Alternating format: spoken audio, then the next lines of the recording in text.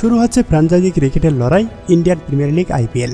প্রথম ম্যাচেই মুখোমুখি কিং কোহলির দল রয়্যাল চ্যালেঞ্জার্স ব্যাঙ্গালোর আর শাহরুখ খানের দল কলকাতা নাইট রাইডার্স। বাঘে সিংহে লড়াই দেখার জন্য মুখিয়ে আছে আইপিএল প্রেমীরা। এই পালে নতুন করে হাওয়া দিতে শুরু করেছে আরও একটি খবর, তা হলো গত আসরে চ্যাম্পিয়ন হওয়ায় এবারের উদ্বোধনী অনুষ্ঠান হতে যাচ্ছে কলকাতার ঘরের মাঠে।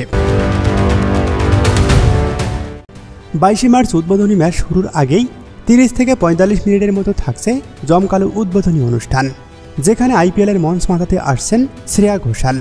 বাংলার মাঠে বাঙালি ক্রিকেটবিহীন কেকেআর, এমন দীর্ঘশ্বাস বহুদিন ধরে কলকাতার ক্রিকেট প্রেমীদের।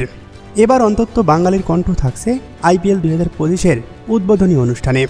শ্রেয়া ঘোষাল কি এবার বাংলায় গান গাইতে পারেন তা এখনই নিশ্চিত করে বলা যাচ্ছে না, তবে ইডেনের গ্যালারি বলে আবদার তো থাকতেই পারে। তরুণ সমাজের হাত ধরে দিশা পাড়ানিও আসতে পারেন এবারের আইপিএল মঞ্চে। তার সঙ্গে অবশ্য ক্রিকেটের যোগাযোগও রয়েছে। মহেন্দ্র সিং ধোনির বায়োপিকে মাহির প্রথম প্রেমিকা ছিলেন এই দিশা পাটানি। শ্রেয়া ও দিশার সঙ্গে উদ্বোধনী অনুষ্ঠান মাতাবেন আউজলা, যার হুস তেরা তওবা তওবা গান এখন ভাইরাল।